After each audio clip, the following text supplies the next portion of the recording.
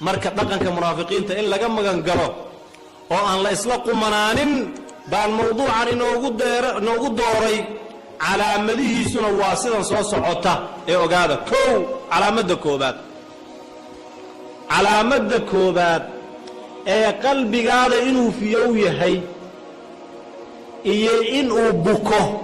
aad ku kala garan waa maxay waa dikrullaahi jalla jalaaluhu ilaahay ma xustaa ilaahay ma hadal haystaa nicmooyinka uu ku siiyey ma oga mahad celisaa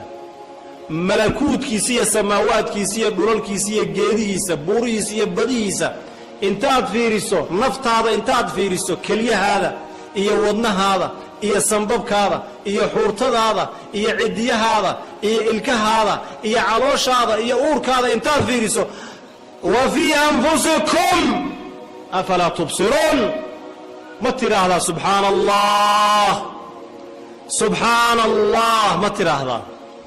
ma xustaan rabbigaa jalla jalaaluhu wardi yowmi ama leedahay fa wallaahi mararka qaar markaad dadka saalixiintaa warkooda dhegaysato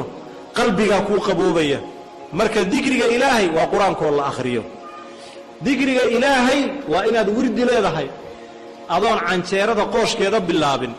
adoon zawjkaada u howlgelin adoon carruurtaada waxba u qabanin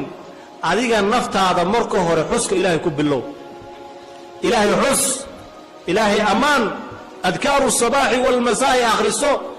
qur'aanka jus ka akhriso ugu yaraan haddaad xifdisan tahayna 3 jus ka akhri qur'aanka wirdi ka dhigo gacanta midigta ana ku qabso salliga nabiga badi calayhi salaatu wasalaam istighfaarta badi barwaaqaad ku heli salaada waa dikriya badi nabiga sallallahu alayhi wasallam carabka ibn aadamka waxa weeye wuxuu noo sheegay in uu daakir yahay ee ilaahay xus haddaad aragto adigoo rabbiga xusidiisa badinaya qalbigaada fiyo haddaad aragto adigoo telefoonka halkan ku haysto halkan oo intaad xijaabka hoostiisa gashato see tahay sida kalada ku haya oo ibn aadam uu hadalkiisa haya ibn aadam hadalkiisuuna adigoon ka dargaynin oo sidii hawadii u cabbaya sidii biyihii dhihi maayo sidii hawadii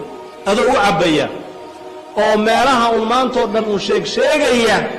sheegsheegaya ogow qalbigaada ma fiyooba kelmaddu anay igu socotaa qalbigaada ma fiyooba inuu fiyow yahay calaamadda koobaad ee lagu garto waa dikriga ilaahi subxaanahu wa tacaala anu ma dhihin rabbigeen baa yidhi subxaanahu caza wajal الذين آمنوا وتطمئن قلوبهم بذكر الله ألا بذكر الله تطمئن القلوب الذين آمنوا إله نقدركوا إله الرمي الذين آمنوا وتطمئن قلوبهم بذكر الله قلبي قوضوا كدقا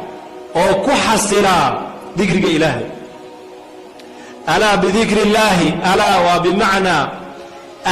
bimacnaa iclamuu watanabahuu wey hurdada ka kaca toosa weeye alaa bidikri illaahi tadma'inu alquluub